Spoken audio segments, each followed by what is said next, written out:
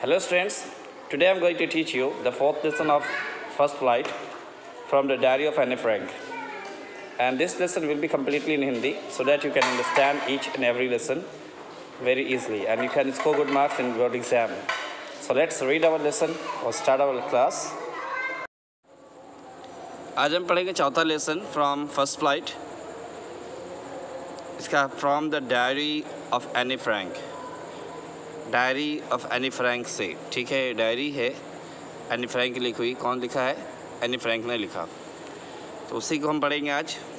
देखते हैं Anne Frank है और थोड़ा सा आप उसको देख लें बिफोर यू रीड। पढ़ने से पहले हम देखते हैं एनालिसे Mary Anne Frank 12 June 1929।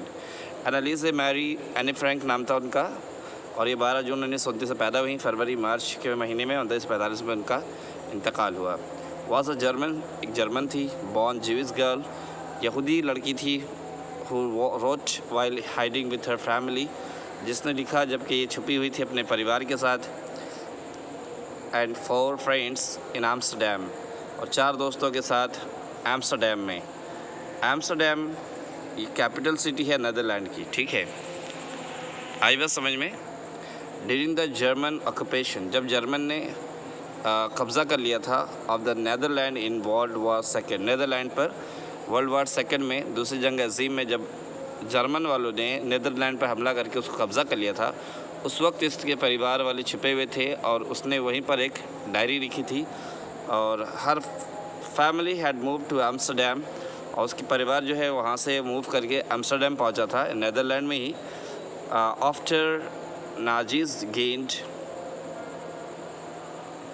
Nazis gained power in Germany, जब नाजी की हुकूमत आ गई जर्मनी में, तो ये लोग, इसका परिवार जाकर एम्स्टरडैम में छुप गए। बट वे ट्रैप्ड, लेकिन फिर पकड़े गए। When the Nazi occupation extended, जब नाजी का हुकूमत बढ़ती गई, उसका कब्ज़ा बढ़ता चला गया। इनटू द नीदरलैंड्स, नीदरलैंड में भी ये लोग जाके छुपे थे, और जब नाजी का कब्ज़ा जर्मनी से होकर नीदरलैंड में पहुंचा तो वहाँ जाके ये लोग पकड़े गए। As persecution against the Jews population increased, persecution के माना यहाँ पर है अ लॉट ऑफ हैरेसमेंट, जुल्म सितम, कत्ल आम। तो चूँकि ज्यूस के ख़िलाफ़, ज्यूस मतलब यहूदियों की आबादी के ख़िलाफ़ चूँकि बढ़ रही थी, उसके ख़िलाफ़ उन्होंने कत्ल मचाना शुरू किया, खूब कत्ल किया। नाजी की पार्टी ने, यानी कि हिटलर वालों ने, हिटलर ने सारे यहूदियों को, बहुत सारे यहूदियों को मार डाला। The family went into hiding in July 1942, ठीक है। ये फैमिली जो है छुप गई कहाँ पर? 1942 में, जुलाई के महीने में, in hidden room in her office, in her father Otto Frank's office building.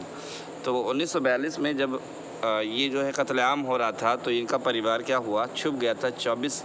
जुलाई 1942 में कहाँ पर छुप गया था? हिडन रूम था, एक छुपा हुआ कमरा था, सीक्रेट रूम बोल सकते हैं।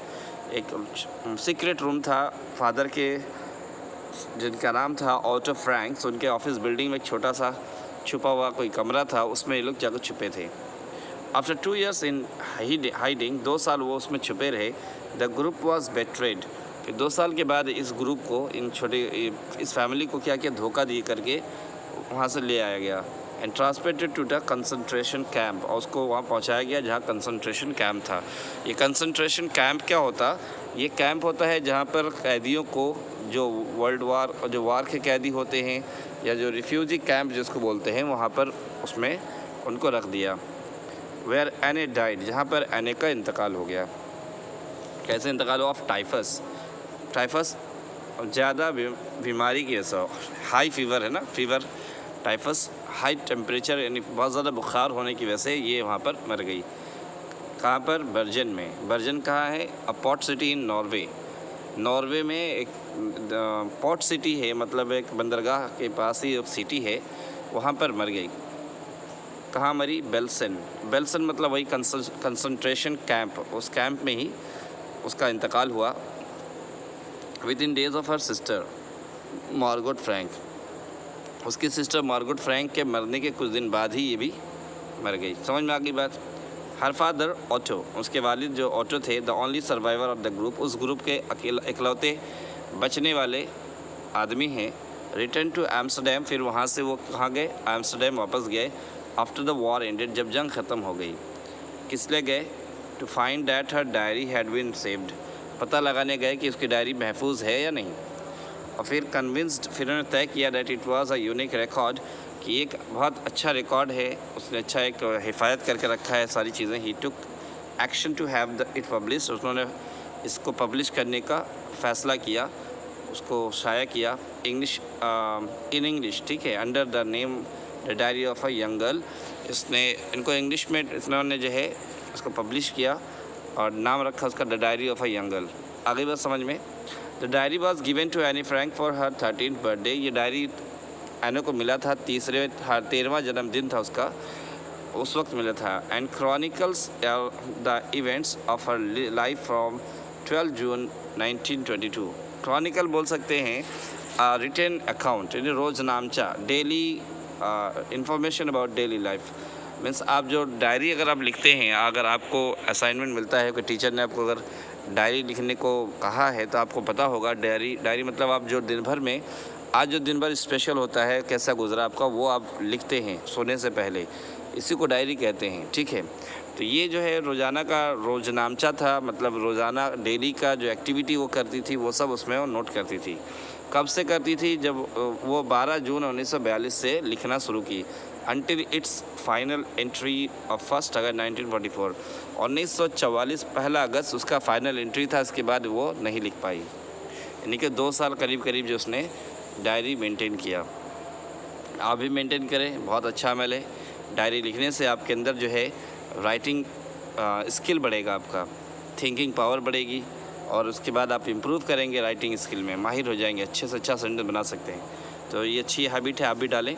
So it was eventually translated from its original Dutch into many languages, और it's eventually मतलब बोल सकते हैं, मतलब आखिरकार बहुत दिनों बाद, काफ़ी इंतज़ार के बाद, ठीक है। eventually मतलब काफ़ी इंतज़ार के बाद क्या हुआ, उन्होंने इसको ट्रांसलेट किया ओरिजिनल डच में, और फिर उसके बाद बहुत सारे लैंग्वेज में भी उसको ट्रांसलेट किया, and became one of the world's most widely read books.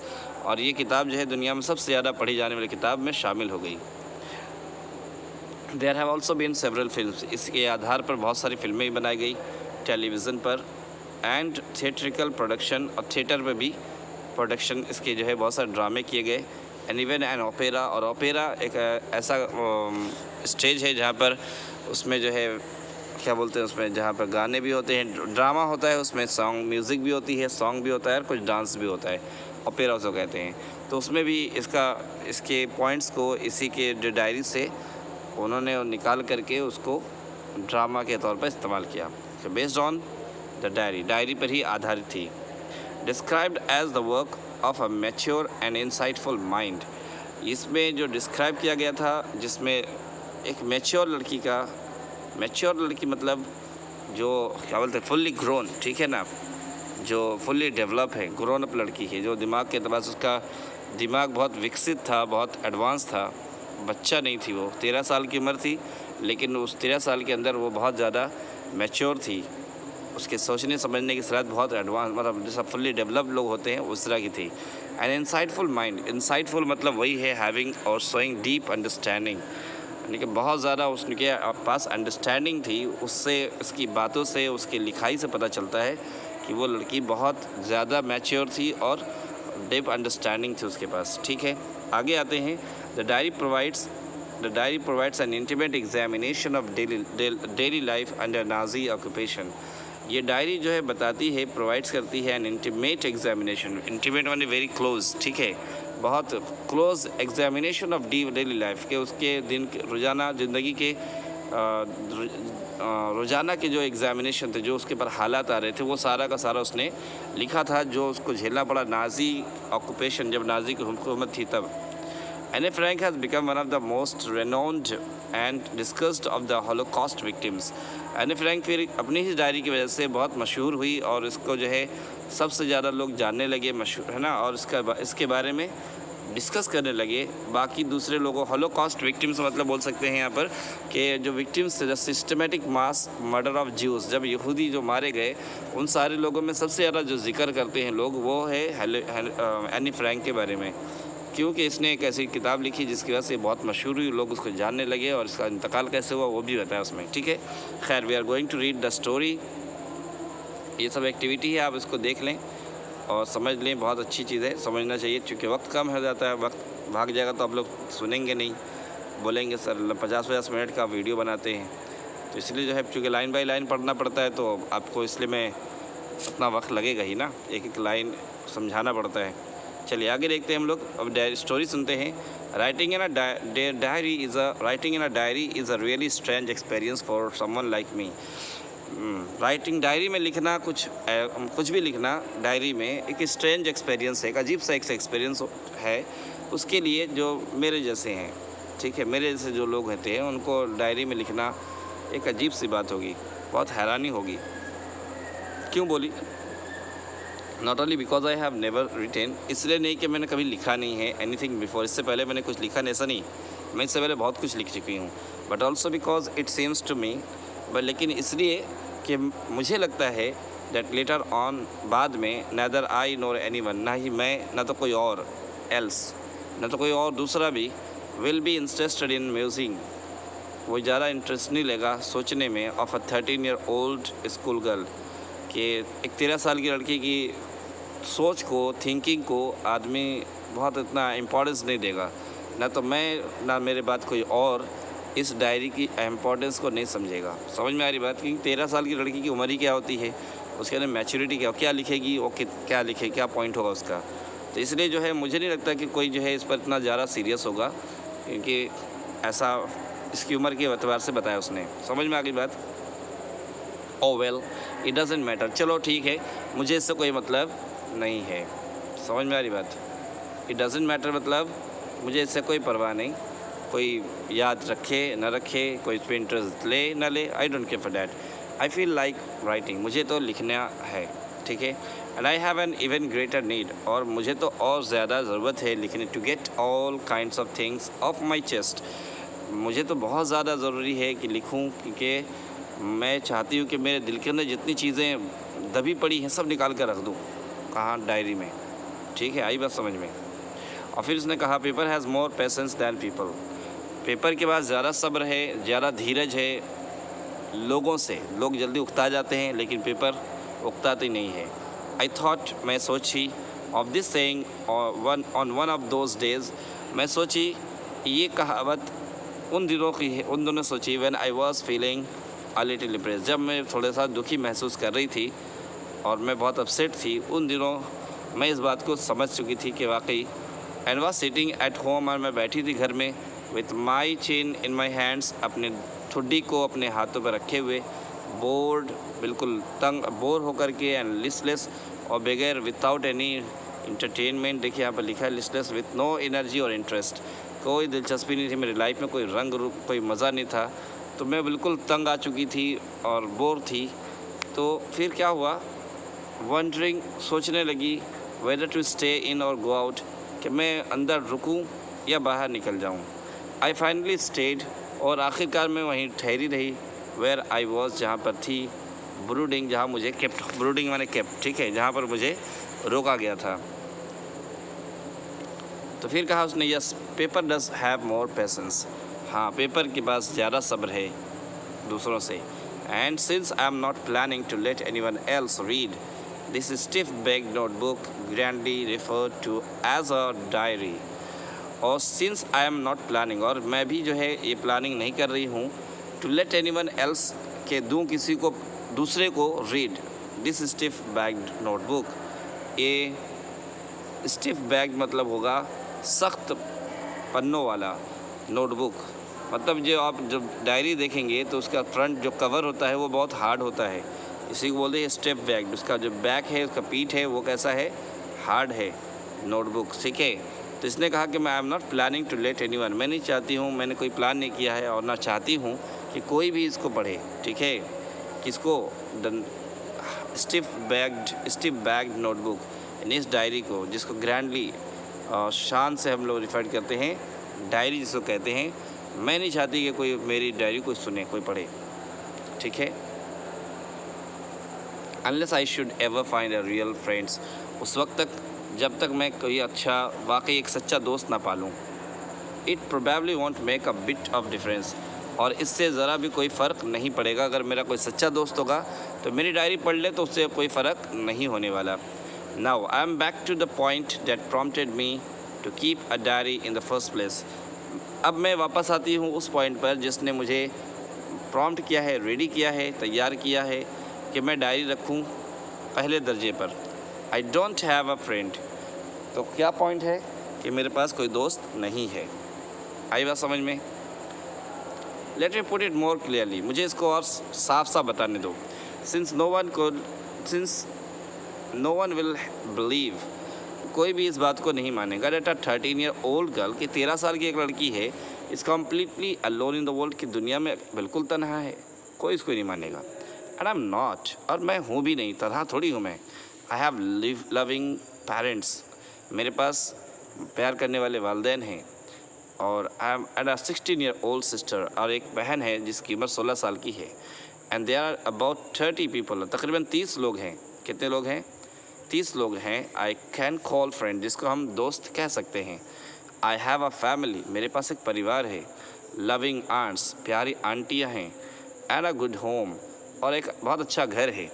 No one on the surface I seem to have everything, नहीं, इस ज़मीन पर मैं समझती हूँ कि मेरे पास सब कुछ है, except my one true friend, सिवाय मेरे एक अच्छा और सच्चा दोस्त के। लेकिन मेरे पास सारी चीज़ें हैं, सब लोग हैं, लेकिन एक सच्चा दोस्त नहीं है। All I think about when I am with friends, ये सब मैं सोचती हूँ जब मैं अपने दोस्तों के साथ होती हूँ, is having a good time, कि मैं जब अपने दोस्तों के साथ होती हूँ तो मेरा वक्त बहुत अच्छा गुजरता है। I can bring myself to talk about anything, मैं ज़्यादा उनसे बात नहीं कर पाती किसी के बारे में, बट ऑर्डिनरी एवरीडे थिंग्स, मैं उनसे बस जो रोज़ाना की मामूली बातें होती हैं कि आप कैसे हैं और कैसे खैरियत है, तबीयत ठीक है, जो रेगुलर बात करते, यही बात करती थी मैं उनसे।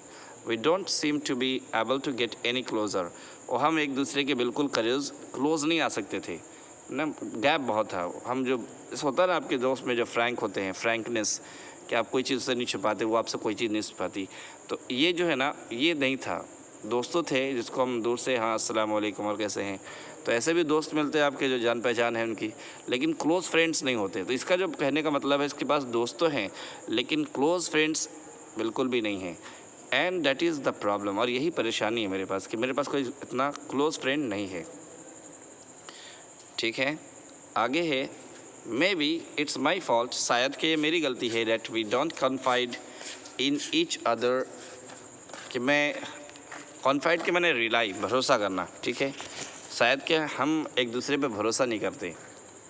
इन एनी केस, किसी भी हाल में, that's just how things are, कि ऐसे हाल, किसी भी हाल में जो कि चीज़ें ऐसी ही हैं, हम हर हाल में हम किसी पर भरोसा नहीं करते। जितने मेरे दोस्त हैं वो भी मुझ पर रिलाई, भरोसा नहीं करता, और मैं भी उस पर भरोसा नहीं करती। एंड अनफॉर्चुनेटली, और बदकिस्मती से, they are not liable to change, और बदकिस्मती से वो लोग भी बदलने वाले नहीं हैं, ना वो भरोसा करते हैं ना मैं भरोसा करती हूँ। दिस इज़ वाई, इसीलिए I have started the diary, इसलिए मैंने डायरी लिखना शुरू कर दिया। ठीक है, to enhance the image of this long awaited friend in my imagination, to enhance the image of this long awaited friend, इस काफ़ी दिनों से इंतज़ार जिस फ्रेंड का हम काफ़ी दिनों से इंतज़ार कर रहे थे, उसको बढ़ावा, और अपने इमेजिनेशन में, यानी अपने ख़यालों में, हम जिस दोस्त के बारे में काफ़ी दिन से इंतज़ार कर रहे थे उसको बताते हुए, I don't want to jot down, तो मैं उस दोस्त के बारे में बस ऐसा नहीं कि बस जॉट डाउन कर दूँ, एक लिखना, रफली लिखना शुरू कर दूँ, the facts in this diary, कि जिस दोस्त के बारे में मैं इमेजिन कर रही थी, काफ़ी दिनों से इसका इंतज़ार कर रही थी, अब वो दोस्त आया है, तो मैं इसमें क्या करूँगी, I don't want to jot down, मैं नहीं चाहती हूँ कि बस लिख दूँ कुछ भी, फैक्ट्स इन दिस डायरी, कि हकीकत जो चीज़ें होती है मैं लिख दूँ ऐसे ही, the way most people would do, जैसा कि लोग करते हैं कि मैं सुबह 6 बजे उठा और 5-7 बजे नहाया और उसको नाश्ता किया, फिर स्कूल के लिए तैयार हुआ, फिर घर गया, ऐसा वापस, सब ये तो डेली रूटीन है। तो मैं ऐसा नहीं चाहती कि मैं बस ऐसी चीज़ें लिख दूँ जो कि बस रफली, नहीं, but I want diary to be my friend, लेकिन मैं चाहती हूँ कि मैं अपनी डायरी को अपना दोस्त बनाऊँ। And I am going to call this friend Kitty, और मैं इस दोस्त को एक नाम दूंगी जिसका नाम होगा किटी। ठीक है, तो डायरी का नाम उसने रख दिया किटी, ये है कॉम्प्रिहेंशन चेक, आप इसको देखें, उसको समझें. I think you can answer this question easily if after reading the story. Okay, now look at here. अब हम पढ़ते हैं, since no one would understand a word of my stories to Kitty, और मुझे नहीं लगता since no one would understand कि कोई भी सब नहीं समझेगा, कोई भी नहीं समझेगा, a word एक बात भी नहीं समझेगा of my stories मेरी कहानी को, to Kitty जो मैंने किटी को बताया है, if I were to plunge right in अगर मैं डायरेक्ट उसमें कूद पड़ूँ और डायरेक्ट लिखना शुरू कर दूँ तो कोई भी मेरी स्टोरी को समझ ही नहीं पाएगा. I would better provide a brief sketch of my life. पहले तो मैं कोशिश करूँगी कि एक छोटा सा स्केच अपनी ज़िंदगी के बारे में, अपने बैकग्राउंड के बारे में बताऊँ. Much as I dislike doing so, और मैं भी ऐसा करना नहीं चाहती कि डायरेक्ट मैं कुछ भी शुरू कर दूँ, बल्कि मैं चाहती हूँ कि मैं अपने बारे में भी कुछ बताऊँ. तो मैं अपने बारे में बताना चाहती हूँ, किटी को भी क्या बताना है. माई फादर, मेरे father, the most adorable father. Adorable मतलब लविंग, क्या बोलते हैं उसको, लवेबल बोल सकते हैं, ठीक है, और काबिल तारीफ़, बहुत लविंग, ठीक है, एडोरेबल, चार्मिंग, डिलाइटफुल, दिलकश, ठीक है, सो लवेबल बोल सकते हैं. My most adorable father I have ever seen, मतलब मैंने इतना प्यारा फादर मैंने कभी नहीं देखा. मेरे फादर बहुत ही लविंग हैं. डिडंट मैरी माई मदर, उन्होंने शादी न की मेरी मम्मी से, until he was 36, जब तक वो 36 साल के ना हो गए, यानी कि बीच मैच्योर ना हो गए और अपने पैरों पर खड़े ना हो गए. समझ में आ गई बात.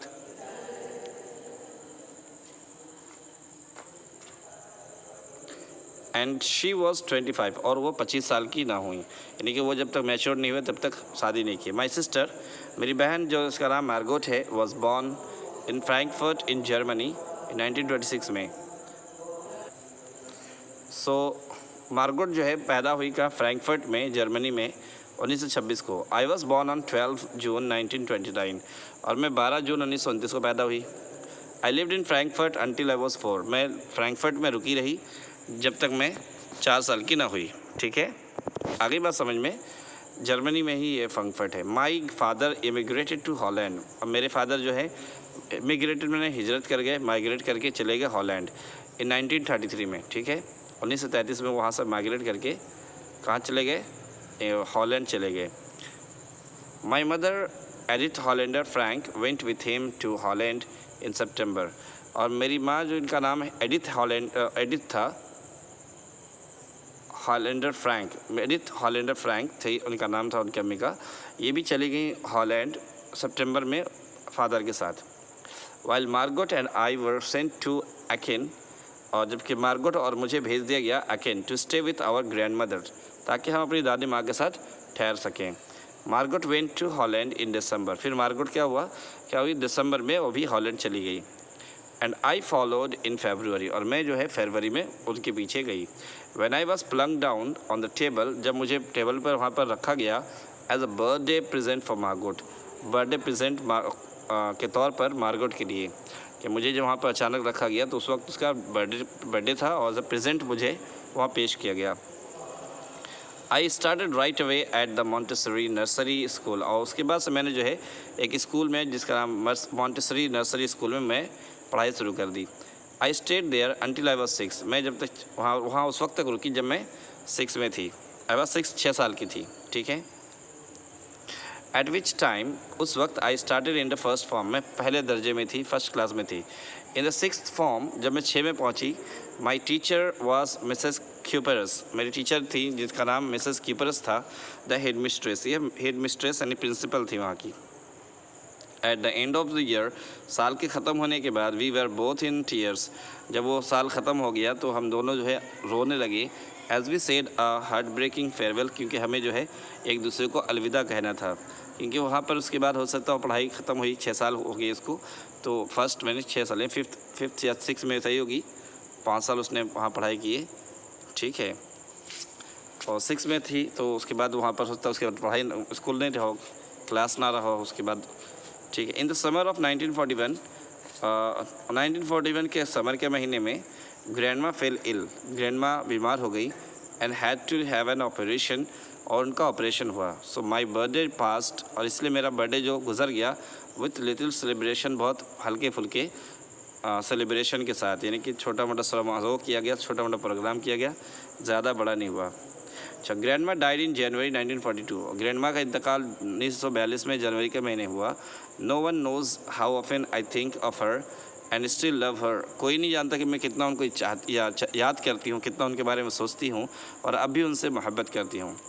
दिस बर्थडे सेलिब्रेशन इन 1942, ये जो जन्मदिन का जो सेलिब्रेशन था 1942 में, was intended to make up for the other.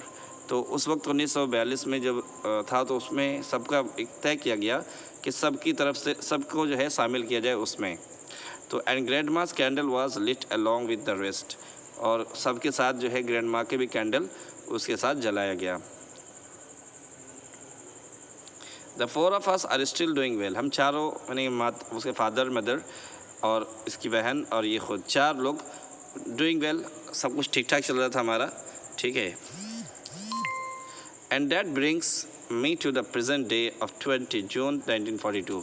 और उसके बाद फिर आया 20 जून 1942 का and the सॉलेम dedication of my diary. और सॉलेम मतलब कम्प्लीटली संजीदगी से मैंने डेडिकेट किया, डेडिकेट में लगन से अपना जो है डायरी लिखना शुरू किया 20 जून 1942 से, ठीक है। I hope you understood it. मतलब जो है and that brings me to the present date, तो जो वो 1942 में जो है 20 जून को इनको क्या मिला, डायरी मिली और वो तब से लिखना शुरू किया, ठीक है। उन्होंने एज अ प्रेजेंट उनको मिला था क्योंकि 1942 में ही जो है उनको उनका बर्थडे था और उसमें उनकी दादी को भी कैंडल जलाया गया था, ठीक है, और वहाँ पर एज अ गिफ्ट इसको मिला था। खैर आगे देखते हैं। देखिए डायरी इसने लिखा है, पहले डेट लिखा है, डे सैटरडे, फिर डेट, फिर मंथ, फिर ईयर। हम जो लिखते हैं, हम पहले डेट लिखते हैं, मंथ लिखते हैं, ईयर लिखते हैं, उसके नीचे जो है डे लिखते हैं और उसके बाद टाइम भी लिखते हैं कितने बजे आपने लिखा है, ठीक है। तो खैर अब डियरेस्ट किटी, अजीज़ किटी, किटी कौन है, डायरी का नाम है। Our entire class is quaking in its boot. हमारा पूरा क्लास जो है काँप रहा था, ठीक है। क्वैकिंग इन बूट्स मतलब एक फ्रेज़ है जिसका मतलब होता है शेकिंग विथ फियर, डर से काँपना, ठीक है, और नर्वसनेस से काँपना। तो हमारा पूरा क्लास जो है नर्वस था, काँप रहा था, डर रहा था। किस लिए डर रहा था, बिकॉज द रीज़न, वजह ये थी, of course is the fourth coming meeting, कि वजह क्या थी, वो बस अभी आने वाला मीटिंग का एक आइंदा मीटिंग जो होने वाली है, इन विच, जिसमें द टीचर्स डिसाइड करेंगे हु विल मूव अप, कि कौन ऊपर जाएगा टू द नेक्स्ट फॉर्म या नेक्स्ट क्लास में, and who will be kept back, और किसको नीचे रखा जाएगा। तो किसको ऊपर रखा जाएगा, किसको नीचे, वहीं उसी क्लास में। Who will be kept back, किसको वापस वहीं रखा जाएगा। Half the class is making bets, आधा क्लास तो शर्त लगा कर बैठा था। जीएन एंड आई, जीएन और मैं खुद, लाफ आवर सेल्व्स, हम लोग हंस रहे थे, silly, at the two boys behind us, बेवकूफ़ों की तरह जो दो बच्चे हैं हमारे पीछे, उनको सोच के उनके बारे में देख के हम बिल्कुल उनकी बेवकूफ़ी में हंस रहे थे। तो वो दो बच्चे कौन थे, सीएन एंड जैक्स, ये दो बच्चे जो थे इनकी बेवकूफ़ी में हम बार बार बहुत हंस रहे थे। Who have stake their entire holiday savings on their bets, जिन्होंने क्या किया, अपने छुट्टी के दिन जो पैसे बचाए थे उन्होंने सारा का सारा दाव पर लगा दिया। स्टेक मतलब दाव पर लगाना। देयर इंटायर हॉलीडे सेविंग, जो उन्होंने पूरे हॉलीडे में जो पैसे बचाए थे उन्होंने सब कुछ दाव पे लगाया। किस पर, ऑन देयर बेड, अपने शर्त पे लगा दिया। तो क्या कह रहे थे, फ्रॉम मॉर्निंग टू नाइट, सुबह से रात तक क्या कह रहे थे, it's you are going to pass. क्या बोलते थे, you are going to pass. वो कहते no I am not, yes you are, no I am not, ये तुम पास होने वाले हो। ये ना मैं पास नहीं होने वाला, हाँ तुम पास होने वाले हो, नहीं मैं नहीं होने वाला। इस तरह की बातें आपस में कर रहे थे और शर्त लगाए बैठे थे, ठीक है। Even G is pleading glances, जबकि जीज़ का जो है प्लीडिंग ग्लांसेस में तो रिक्वेस्ट भरा अंदाज जो है वो उसको कहा कि बस बंद कर दो। एंड माई एंग्री आउटबर्स्ट, अब मेरा जो गुस्से का जो अंदाज था, मेरा गुस्सा, मैं गुस्से से भड़क पड़ी उन पर, बट कांट काम देम डाउन, उनको शांत नहीं कर पाया। हमने वो जो रिक्वेस्ट किया, उसने प्लीडिंग माने रिक्वेस्ट होता है, रिक्वेस्ट भरे अंदाज से उसने देखा उनको कि भाई बस मत बोल, अब चुप हो जाओ। और मैं गुस्से में भी उनको बोली तो भी जो है वो खामोश नहीं हुए। इफ़ यू आस्क मी, अगर तुम मुझसे पूछो, there are so many dummies, इतने सारे बेवकूफ़ हैं, that about a quarter of the class, तकरीबन तिहाई हिस्सा जो क्लास में इतने डमी, इतने बेवकूफ़ हैं, शुड बी केप्ट बैक, उनको तो वापस ही रखना चाहिए और फेल कर देना चाहिए। But teachers are the most unpredictable creature on earth, लेकिन टीचर्स को देखा जाए तो टीचर जो है ना नाकाबिल एतबार क्रीचर हैं, ऐसी मखलूक है जिन पर कोई भरोसा नहीं किया जा सकता। आई एम नॉट सो वरीड, मैं परेशान न थी। अबाउट माई गर्ल फ्रेंड्स, अपने दोस्तों के बारे में, अपनी सहेलियों को लेकर नहीं परेशान थी। एंड माई सेल्फ, ना मैं अपने बारे में परेशान थी। वील मेक इट, हम तो पास हो जाते, हम लोग पास ज़रूर होंगे। The only subject I am not sure, एक सब्जेक्ट जिसमें मुझे यकीन नहीं था अबाउट इज़ मैथ्स। वो क्या था? मैथ था जिसमें मुझे यकीन नहीं था। एनीवे, कुछ भी हो, खैर, all we can do is wait, हम क्या कर सकते हैं? हम तो बस इंतज़ार ही कर सकते हैं। अनटिल देन, उस वक्त तक, we keep telling each other, हम एक दूसरे को कह रहे थे, नॉट टू लूज़ हर्ट, हिम्मत मत हारना, दिल छोटा मत करो, ठीक है? इस तरह की बातें हम दूसरों को हिम्मत दे रहे थे एक दूसरे को। I get along pretty well with all my teachers, मेरा जो मामला था हर एक के साथ, हर टीचर के साथ बहुत अच्छा था। There are 9 of them, teacher कितने थे? 9 टीचर थे। 7 men and 2 women, 7 मर्द और 2 औरतें। मिस्टर कीसिंग, ये एक टीचर थे, the old foggy who teachers math, पुराने ख्याल के जो मैथ पढ़ाते थे, मिस्टर कीसिंग नाम था। वॉज एनॉयड विथ मी, हमेशा मुझसे नाराज़ रहते थे। फॉर एजेस, सदियों से मुझसे नाराज़ थे, सालों से मुझसे नाराज़ थे। Because I talked so much, क्यों नाराज़ था? कि मैं बात बहुत करती थी। आफ्टर सेवरल वार्निंग्स, कुछ वार्निंग देने के बाद, ही असाइन मी एक्स्ट्रा होमवर्क, उन्होंने मुझे एक्स्ट्रा होमवर्क भी दिया कि तुम बात नहीं मानते हो, तुम बात ही करते हो घर में, चलो तुम्हें एक्स्ट्रा काम करके लाओ। क्या एक्स्ट्रा काम था? An essay on the subject, एक सब्जेक्ट पे उसको लिखना था, ऐसे मजमून लिख के लाओ। क्या सब्जेक्ट था? टॉपिक क्या थी? Chatter box. चैटर बॉक्स मतलब होता है a person who chats a lot, one who talks और चैट्स टू मच, जो कोई बहुत ज़्यादा बातें करता है ना, बातूनी, उसको चैटर बॉक्स बोलते हैं। जो खूब बेमतलब की बातें करते हैं, अब बहुत से लोग होते हैं ना, खूब बात करते हैं, तो उनको चैटर बॉक्स बोल सकते हैं। तो टॉपिक दिया चैटर बॉक्स के ऊपर, आपको ऐसे लिखना है। तो chatterbox, what can you write about that, आप उसके बारे में क्या लिखेंगे? I would worry about that later, मैं बाद में ये सोचने लगी कि क्या लिखा जाए। तो आई डिसाइडेड, मैंने फ़ैसला किया। I jotted down the title in my notebook, तो खैर मैंने सोचा चलो उसके बारे में देखेंगे। I would worry about that later, I decided, मैं बाद में सोचूंगी कि क्या लिखना है। तो मैंने उसको नोट कर दिया। जॉटेड डाउन मतलब नोट किया, कहाँ पर? लिटिल माई नोटबुक, टाइटल को मैंने अपनी नोटबुक में, so I jotted down the title in my notebook, मैंने अपने नोटबुक में इसको नोट कर लिया। Tugged it in my bag, मैंने उस नोटबुक को फिर अपने बैग में पुश किया, रख दिया। And try to keep quiet, और खामोश रहने की कोशिश की। दैट इवनिंग, शाम को क्या हुआ फिर? After I had finished the rest of my homework, मैंने सारे अपने होमवर्क कंप्लीट कर लिए। उसके बाद क्या हुआ? The note about the essay caught my eye, वो ऐसे जो लिखना था, वो मैंने लिखा था पेंसिल से, वो मेरी नज़र के सामने से गुजरा, और इसे भी लिखना है। I begin thinking about the subject while chewing the tip of my fountain pen, मैं सोचने लगी सब्जेक्ट के बारे में। उस वक्त मैं अपने फाउंटेन पेन, मतलब जो है इंक पेन के टिप को, सिरे को चबा रही थी और सोच रही थी कि लिखना क्या है इसमें।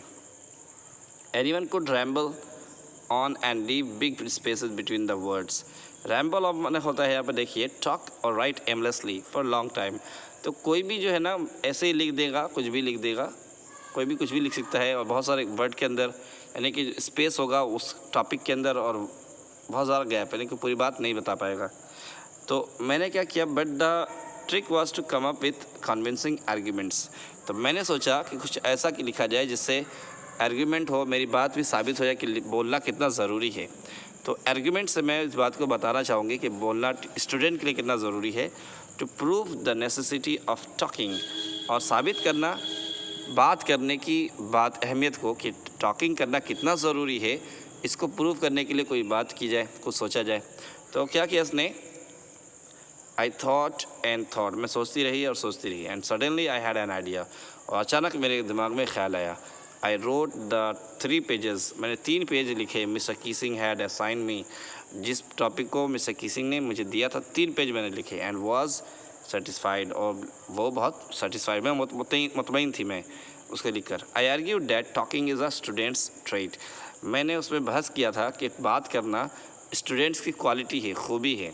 And that I would do my best to keep it under control, और ये भी लिखा था कि मैं पूरी कोशिश करूँगी कि मैं अपने इस हैबिट को कंट्रोल में रखूँ। But that I would never be able to cure myself, लेकिन मैं इसको खुद से ठीक नहीं कर सकती। क्योर माई सेल्फ, मैं इस लायक नहीं हूँ। But that I would never be able, मैं इस लायक नहीं हूँ टू क्योर माई सेल्फ, मैं इसको ठीक कर पाऊँ। ऑफ द हैबिट, उस आदत को, अपनी आदत को मैं ठीक कर पाऊँ, मैं इस पर काबू, मेरे इस पर कोई काबू नहीं है। क्यों? Since my mother talks as much as I did, क्योंकि मेरी माँ भी उतना ही बात करती है जितना मैं बात करती हूँ। इफ़ नॉट मोर, अगर मुझसे ज़्यादा बात नहीं करती तो मेरे जैसा ही बात करती है। नहीं, मेरी माँ भी बातूनी है और मैं भी बातूनी हूँ, ठीक है। And that there's not much you can do about inherited traits, और ना ही आप उसमें कुछ कर सकते हैं, चूँकि ये इनहेरिटेड है, विरासत में मिला है, तो आप विरासत की चीज़ों में भी आप कुछ नहीं कर सकते सर, ठीक है। यानी कि आप भी मजबूर हैं, हम भी मजबूर हैं। आप कुछ मेरी मदद नहीं कर पाएंगे, मैं भी कुछ नहीं कर पाऊँ, क्योंकि ये तो मेरी माँ की आदत थी, तो मेरी भी यही आदत है, मुझे इनहेरिट में मिला है, मुझे विरासत में मिला है। Mister Keesing had a good laugh at my arguments, mister Keesing पढ़ने के बाद बहुत अच्छे से हंसे, मज़े से हंसे, बहुत खिलखिला कर हंसे।